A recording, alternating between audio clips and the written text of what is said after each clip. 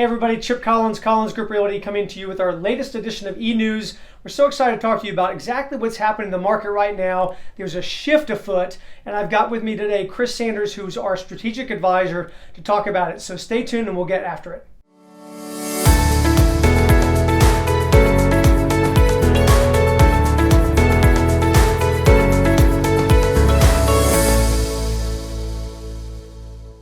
Okay, so we're here to talk about what's happening in the marketplace with the data through May of 2022. It's amazing to think we're almost halfway through this year already. And when we look at the statistics, there's some promising things and there's some indications that maybe we're facing a shift. So Chris and I are going to be here talking about that, but let's look at some of the data that's specific all the way through May. The number of new listings that have come on in the month of May 2022 compared to 2021 is up about 6.5%. Very encouraging for buyers who are out there looking, trying to find the right home. There are now more options that are available.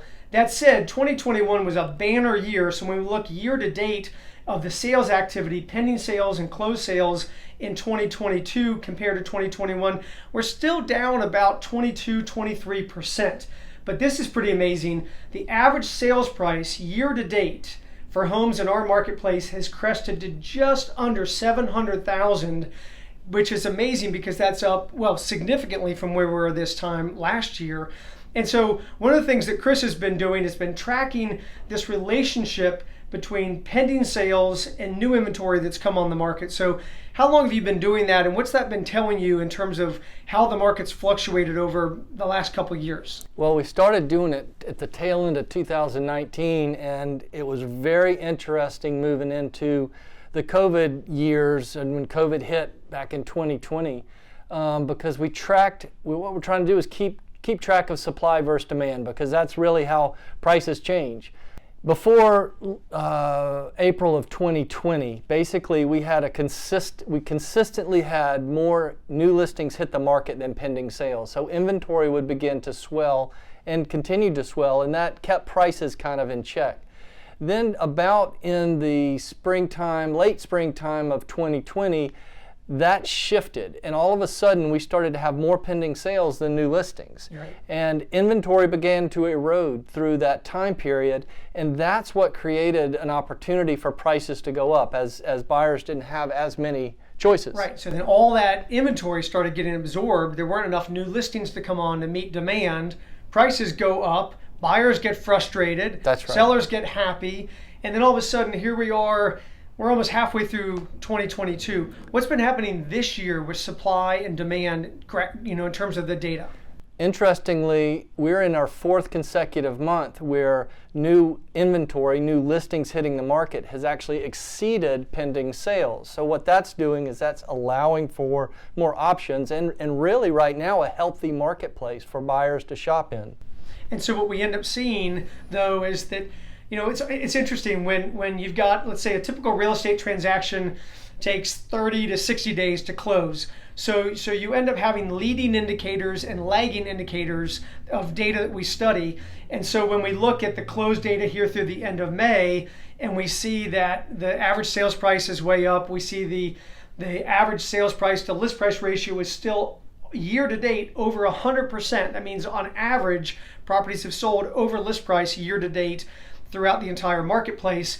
Those are kind of lagging indicators at this point, because now that we start to see a little bit more inventory, buyers have more choices, and we're starting now to see some price reductions, right? So what are we seeing in that regard? Well, that's been interesting to monitor. In fact, we're seeing about on average 70 to 80 price reductions a week.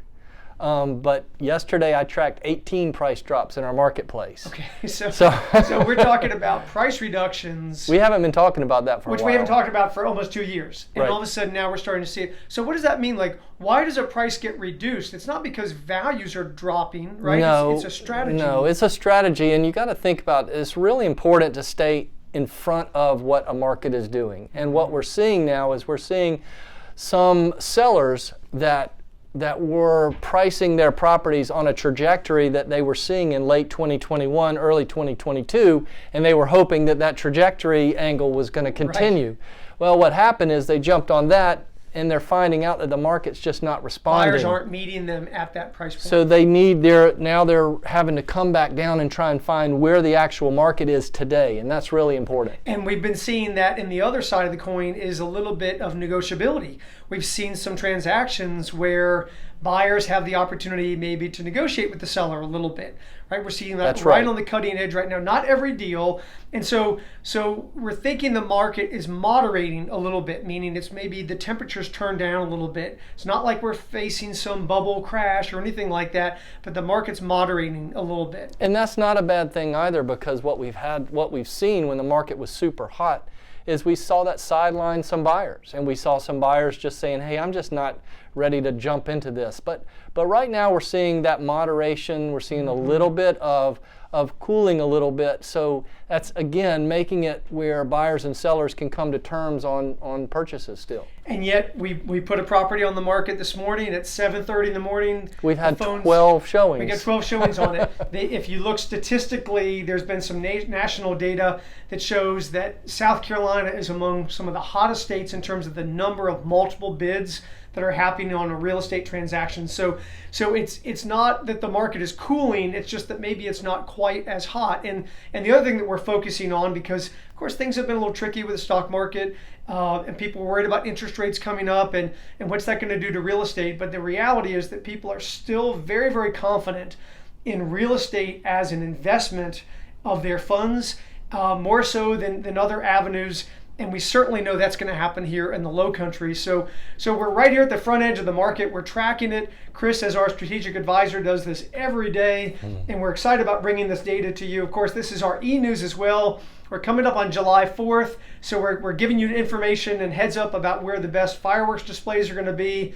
It's going to be the best July 4th we've had in quite a few years, and we always appreciate your interest, your attention, and the opportunity to serve you, and we hope that you have a great day.